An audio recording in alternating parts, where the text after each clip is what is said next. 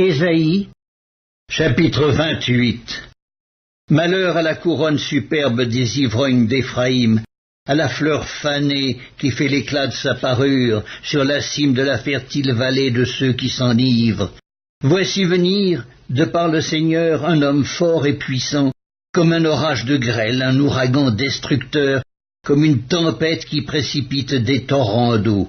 Il la fait tomber à terre avec violence, elle sera foulée aux pieds, la couronne superbe des ivrognes d'Éphraïm. Et la fleur fanée qui fait l'éclat de sa parure sur la cime de la fertile vallée sera comme une figue hâtive qu'on aperçoit avant la récolte et qui, à peine dans la main, est aussitôt avalée. En ce jour-là, l'Éternel des armées sera une couronne éclatante et une parure magnifique pour le reste de son peuple, un esprit de justice pour celui qui est assis au siège de la justice, et une force pour ceux qui repoussent l'ennemi jusqu'à ses portes. Mais eux aussi ils chancellent dans le vin, et les boissons fortes leur donnent des vertiges. Sacrificateurs et prophètes chancellent dans les boissons fortes, ils sont absorbés par le vin, ils ont des vertiges à cause des boissons fortes. Ils chancellent en prophétisant, ils vacillent en rendant la justice. Toutes les tables sont pleines de vomissements, d'ordures, il n'y a plus de place. À qui veut-on enseigner la sagesse? À qui veut-on donner des leçons? Est-ce à des enfants qui viennent d'être sevrés, qui viennent de quitter la mamelle? Car c'est précepte sur précepte, règle sur règle, règle sur règle, un peu ici, un peu là. Eh bien, c'est par des hommes aux lèvres balbutiantes et au langage barbare que l'Éternel parlera à ce peuple. Il lui disait, voici le repos, laissez reposer celui qui est fatigué, voici le lieu du repos. Mais ils n'ont point voulu écouter.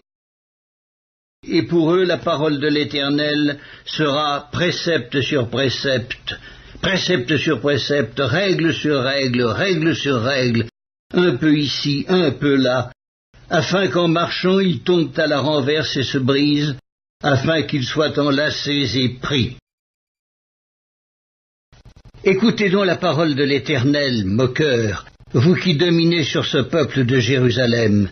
Vous dites, nous avons fait une alliance avec la mort, nous avons fait un pacte avec le séjour des morts. Quand le fléau débordé passera, il ne nous atteindra pas, car nous avons la fausseté pour refuge et le mensonge pour abri. C'est pourquoi, ainsi parle le Seigneur, l'Éternel. Voici, j'ai mis pour fondement en Sion une pierre éprouvée, une pierre angulaire de prix, solidement posée. Celui qui la prendra pour appui n'aura point hâte de fuir.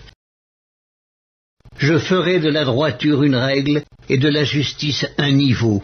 Et la grêle emportera le refuge de la fausseté, et les eaux inonderont l'abri du mensonge. Votre alliance avec la mort sera détruite, votre pacte avec le séjour des morts ne subsistera pas. Quand le fléau débordé passera, vous serez par lui foulés aux pieds. Chaque fois qu'il passera, il vous saisira, car il passera tous les matins, le jour et la nuit, et son bruit seul donnera l'épouvante. Le lit sera trop court pour s'y étendre, et la couverture trop étroite pour s'en envelopper, car l'Éternel se lèvera comme à la montagne de Pératsim, il s'irritera comme dans la vallée de Gabaon, pour faire son œuvre étrange, pour exécuter son travail inouï. Maintenant, ne vous livrez point à la moquerie, de peur que vos liens ne soient resserrés, car la destruction de tout le pays est résolue. Je l'ai appris du Seigneur, de l'Éternel des armées. Prêtez l'oreille et écoutez ma voix, soyez attentifs et écoutez ma parole. Celui qui laboure pour semer, laboure-t-il toujours? Ouvre-t-il et brise-t-il toujours son terrain?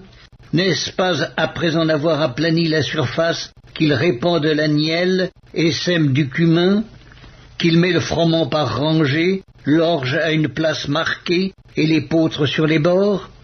Son Dieu lui a enseigné la marche à suivre, il lui a donné ses instructions. On ne foule pas la nielle avec le traîneau, et la roue du chariot ne passe pas sur le cumin. Mais on bat la nielle avec le bâton et le cumin avec la verge. On bat le blé, mais on ne le bat pas toujours. On y pousse la roue du chariot et les chevaux, mais on ne l'écrase pas. Cela aussi vient de l'Éternel des armées. Admirable est son conseil, et grande est sa sagesse.